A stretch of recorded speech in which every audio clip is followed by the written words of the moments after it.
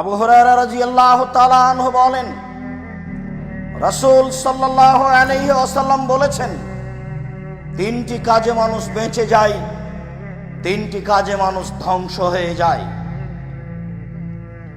যে তিনটি কাজে বেঁচে যায় তার এক নম্বর কাজ হচ্ছে তাকওয়াল্লাহ ফি সিররি ওয়াল আলানিয়া, আল্লাহকে ভয় করা গোপনে, আল্লাহকে ভয় করা প্রকাশ্যে। আল্লাহকে ভয় করা গোপনে, আল্লাহকে ভয় করা প্রকাশ্যে। না, এখানে কথা বলা হবে না, ও শুনে নিতে পারে। প্রকাশ্যে ভয় না, এটা কে কি বলতে পারে, কি যে হয়। গোপনে কেউ নেই, নির্জনে পাপ করে যাচ্ছে, সে আল্লাহকে ভয় করতে পারে না গোপনে। সত্য সত্যই যদি মানুষ আল্লাহকে চিনত, তাহলে গোপনেও ভয় করত, প্রকাশ্যেও ভয় করত। কেননা তার চলাফেরা হতো ঈমান দিয়ে।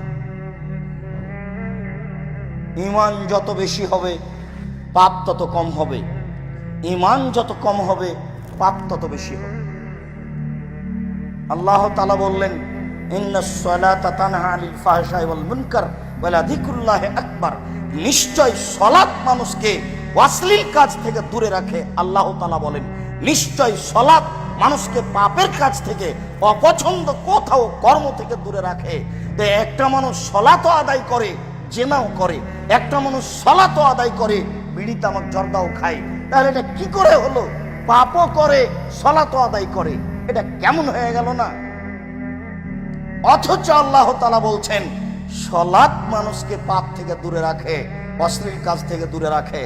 হাজারো পুরুষ নারী জেনায় লিপ্ত আছে, সালাত আদায় করে। হাজারো পুরুষ নারী সুদ ঘুষ খায় আর সালাত আদায় করে। হাজারো নারী নগ্ন পথে চলে, তাহাজ্জুদ পড়ে। তাহলে কেমন হয়ে গেল? জি, সালাত আদায় করে বটে, কিন্তু ঈমান নেই। ঈমান দিয়ে পাপকে ঠেকানো যায়। যখন কেউ নেই তখন ঈমান দিয়ে পাপকে ঠেকানো যায়।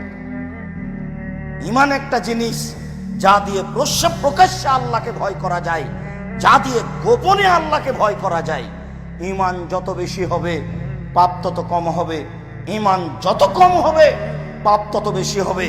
যখনই সালাত আদায় করার পরে দেখবেন মিথ্যা কথা বললেন, না ঈমানের ঘাটতি আছে, একাই বলেন ব্যাপারটা কি, এটা বললাম কেন? যখনই কোনো অন্যায় কাজ করবেন তখনই মনে করতে হবে ঈমানের ঘাটতি আছে, ঈমান কোনো কাজ করে না, আমি এটা করলাম কেন? আমাকে তো এটা ঈমান দিয়ে ঠেকাতে হবে। এখানে থেকে আমার হাত ধরে টানবে না, না না না না, এটা করছো কেন, এইরকম তো হবে না।